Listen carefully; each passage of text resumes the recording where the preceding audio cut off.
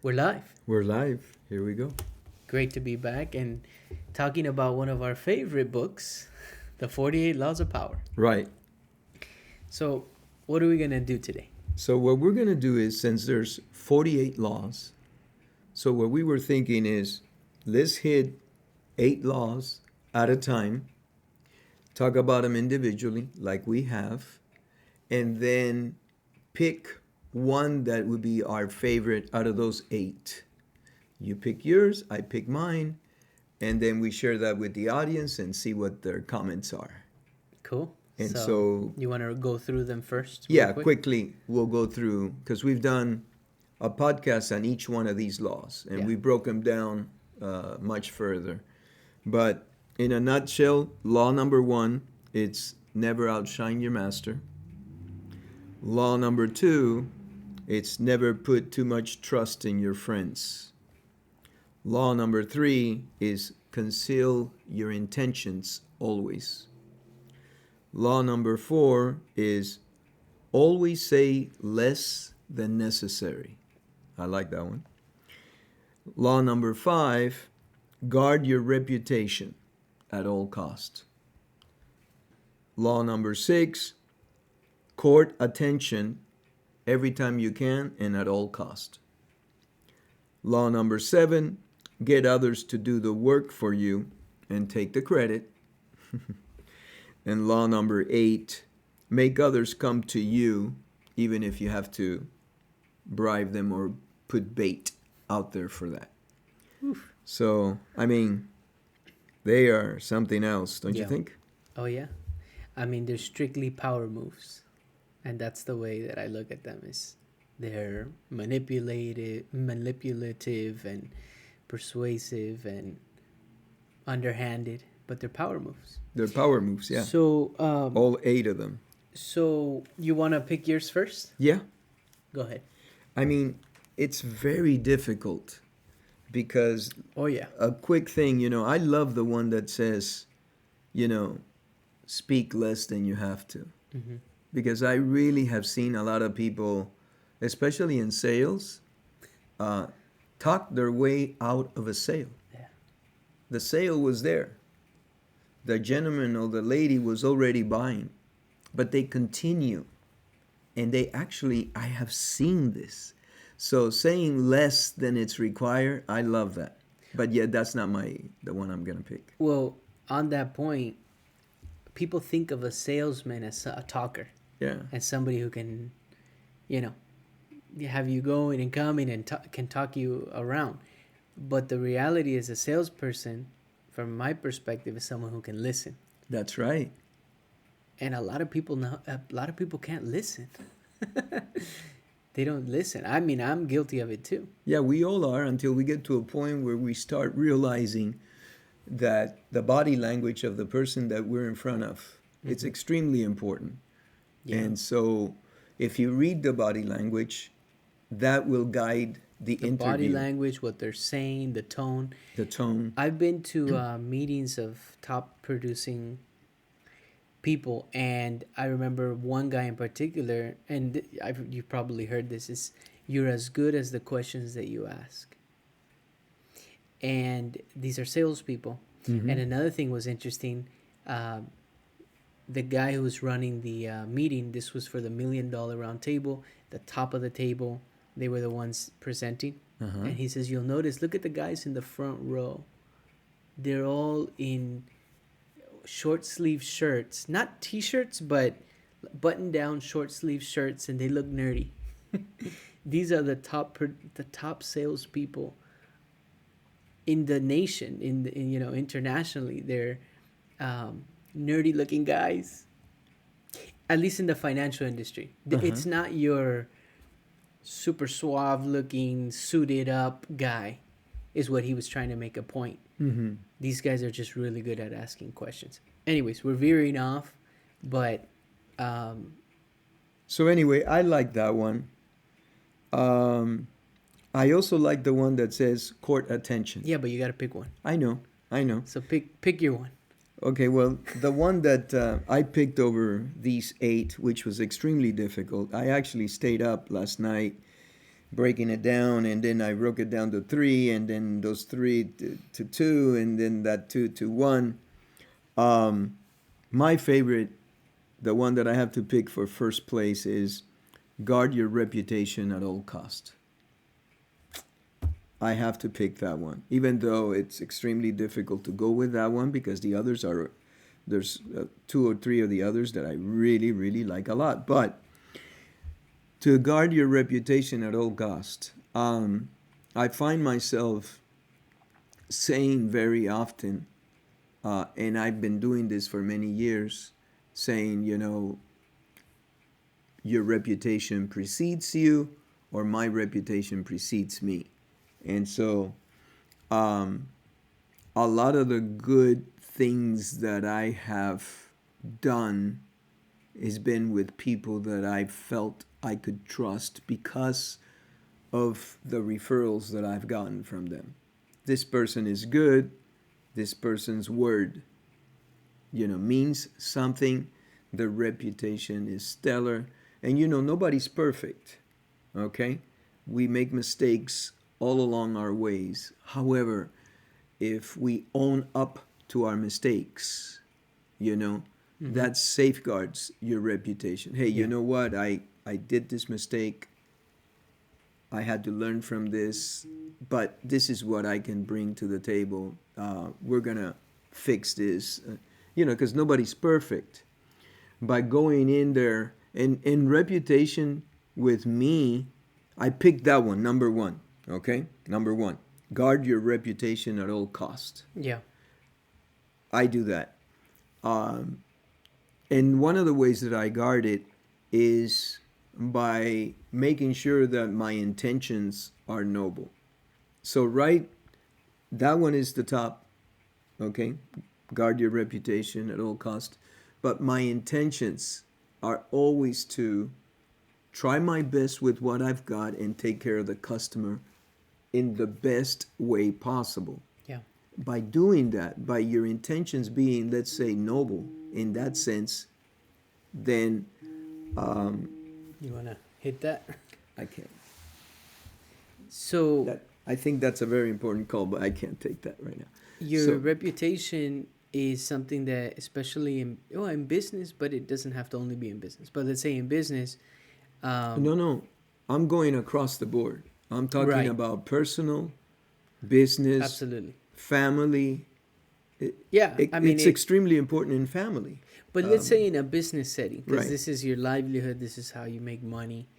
In a business setting, it's extremely important because bad news spreads very quickly. Correct. And if you have a moment where you slip up and you don't own up to it, or a situation like that, right away your reputation can fall. Right. And you are your reputation, because if somebody refers you or say, oh yeah, I know that guy Pablo, whatever, oh yeah, no, he's no good, right? Right. If you have a bad reputation, and then Right. boom, there it goes. Yeah. Oh, he's no good, why?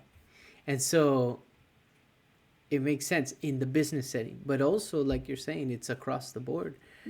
Yeah, and coming with good intentions is part of Protecting it. It's part of protecting I it, because think. you're trying to do the best, but you can't please everybody. No. And you'll have people, no matter what, maybe trying to take down that reputation. Correct. Intentionally, unintentionally. That's the hour, so. It's not. It's the half hour. But I think it's a solid law. Yeah. I'm gonna go with another one. Okay. I'm going with that one. Yeah. I think that's very important, reputation. But my views on reputation have changed a little bit. But, and the reason they've changed. Well, what do you mean? Elaborate. Well, because I'm a big fan of the Stoic and Marcus Aurelius and Meditations, and after reading that book, Meditations, he completely destroys the importance of a reputation. Really? Because he just says that no one's going to remember you. Who cares how much you accumulated, how good you did, who cares what? Because he's talking in the whole scheme of things, you're gone, and all of your heirs will be gone. That's what he's trying to say, that you're not as important. I'm going to read that book again. I read it a long time ago. I didn't get that gist of it, but yeah, that he's saying that I did. The idea of reputation is tied to. It could be tied to an ego, like one wants to uphold. It could be tied to other things. Interesting. But at the end of the day, everyone's going to be forgotten.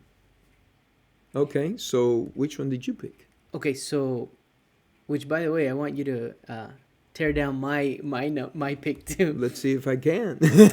For me, it's law number one, because for me, it's as good as the other ones are. Never outshine the master. It's just clear, concise, and it's, to me, I think the most powerful of the first 8 laws, because we all have a master, and the master could be our boss, our manager, our partner, a customer, a client. And the moment that we think that we want to flaunt a little bit, that we're better than, or have more skill sets, or have accomplished more, and you lose that client, let's say, because like a client relationship, at the end of the day, you've made it clear. You always used to say to the staff, the client is the one that puts food on the table. Yes. For our families. Yes. They are the master. Now, some people say, oh, I won't let a client mistreat me, and I won't let a client. We won't. That's fine. That's fine. But at the end of the day, no client, no food on the table. Right. So they are the master. Yeah. And so I think taking that approach in life and applying it to everything, especially in business, though, because when I think of the 48 laws, I'm always thinking like business, but it doesn't only apply to business. But me too. I think that's a natural 48 laws to the business. But a lot of them apply to family and personal stuff. Any organization. A family is an organization. That's right. It's a group of people. So for me, that never outshine the master is just solid. I can't beat it down. It was one of the ones that was up there with me.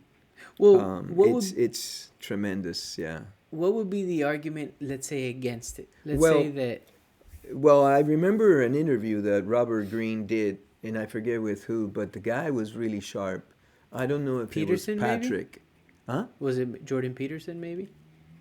Because I know Peterson asked him, like, why do you even write a book like this? Yeah. He couldn't understand. It might have been Peterson. But the question that was asked was, well, how did never outshine the master end up being law number 1?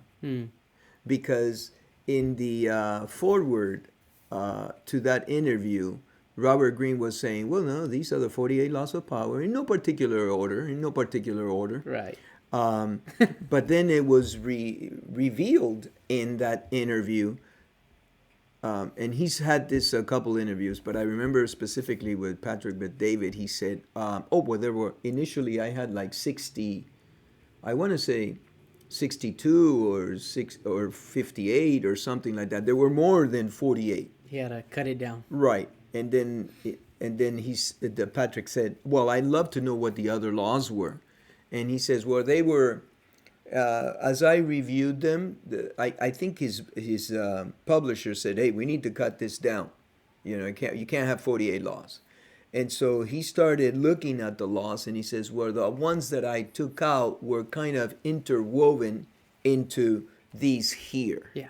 I thought the same about 3 and 4, which is conceal your intentions and always say less than necessary. Right. For some reason, those two to me they kind of go hand in hand. Yeah. But I know there's different purposes for them. But the point was that he said, it's law number 1 is law number 1. It didn't get there by chance. You had to choose. Yeah. Do you have any favoritism to law number 1? So to your argument, I could tell you, hey, you picked the easiest one. It's law number 1. Right. You picked the first law. Yeah. And as if you're thinking as a writer, yeah, you're going to have to itemize these things. And how are you going to start? Are you going to pick the best one first? Most people would tend to say yes, right? Even though Robert Greene made it a point to say in no particular order, because he wants everybody to look at the laws individually, I think, because they all stand on their own. They're all extremely powerful. Yes. You know? Absolutely. I mean, for me, law number one, I just think like never outshine the master. You can gain power kind of under the radar. And then once you are, because when people perceive you as a threat, that's what that comes down to. You know, if somebody who has more power than you perceives you as a threat, that you have a problem. You might be gunning for their spot. Right. And actually, I was sharing with my wife yesterday about how my sister used to work with a lady who was very mean to her. Mm-hmm. Yeah. And in the comments, my wife said, I wonder if she saw her as a threat, that she maybe was going to replace her. And I had never looked at it that way. I just thought this was a very mean lady to my sister. But maybe she thought, she was a threat. Maybe. Anyways, that was a horrible relationship, right? Yeah. And, well, I know the lady you're talking about, and I met her, and she was just bitter. Yeah, very dry. I could barely get a good morning out of her. In fact, I remember she would never say good morning back. I would say good morning, because I was always there in the mornings when I was dropping Vicky off, and so, but I could never get a good morning out of her. I remember one time I'd said to myself, I'm going to get a good morning today. I'm going to get a good morning back today. So and I actually went up to her desk and I said, good morning. And it was, I said, how you doing today? Are you having a good morning today? Good morning to you. And, it was just one of those things. I just said, I need to. Yeah, I need to do some growing up, right? Well, but I said, I'm getting a good morning today back, because I would say good morning and. Yeah. But it goes to show you, like, people like that, it takes more energy. I'm getting a good morning today. It's not worth it. No, it's not. Looking back, we can laugh at it. Yeah, but it's not worth it. It was a silly thing, She was just... No, she wasn't She didn't friendly. Want to say it. She wasn't friendly at all. No. And some people are short. Look, I came across a guy the other day, old business. He didn't want to, Some people don't I want. Usually try to develop rapport with who I'm talking to. It just makes things nicer. He called up about a listing that we have, and then it was just all pure business. Yeah, pure, unadulterated. Just give me the facts. That's all I want.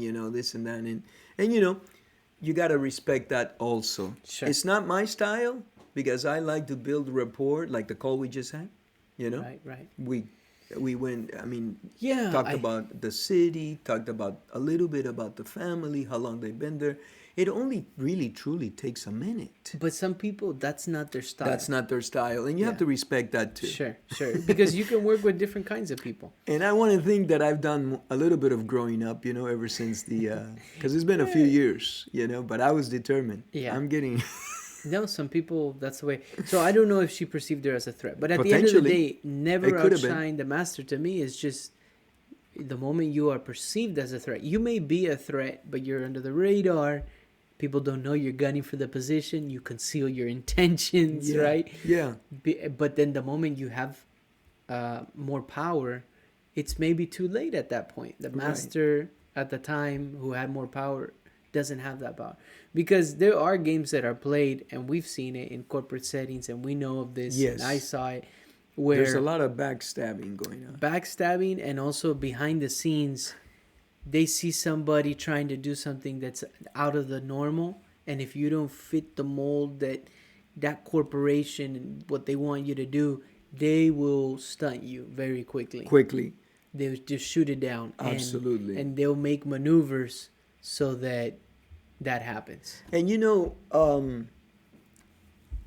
Robert Greene, he's brilliant. Of course, I'm biased, right? Because I love everything he writes. He's got, I think, 7 books out. And I've read a lot into all of them.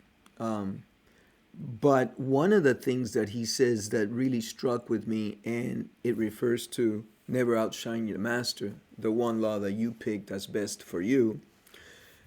He said, look, one of the things that we need to realize is that no matter how successful you perceive a person to be, whether in business or in family life or whatever, we all, without exception, we all have insecurities.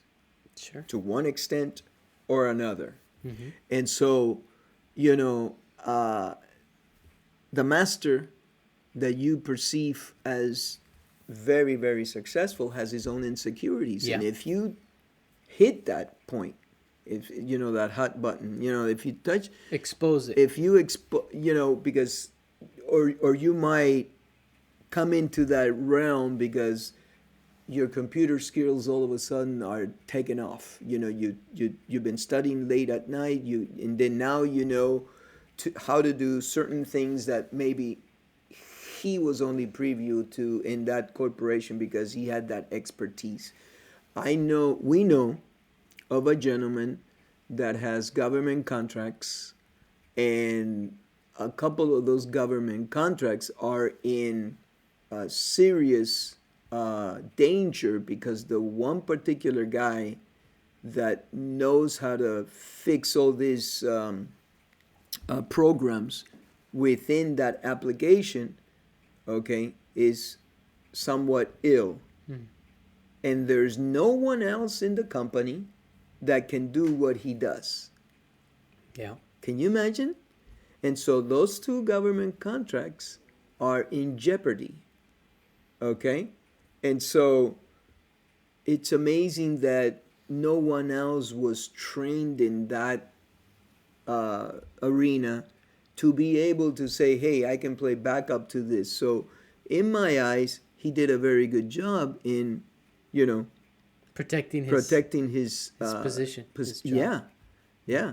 But now the company is at risk of losing millions of dollars because there's no one else that can step up, And so it's very interesting. It's definitely a power move for every single one of them, and I mean they're all absolutely incredible. I think those are 2 solid picks that that we can run with, and then we'll see. We'll start law number 9 and number 9, do the go next for another 8, and then pick one of those, and Yeah. then what we can do is after we pick them all, then see our top laws. what our top ones.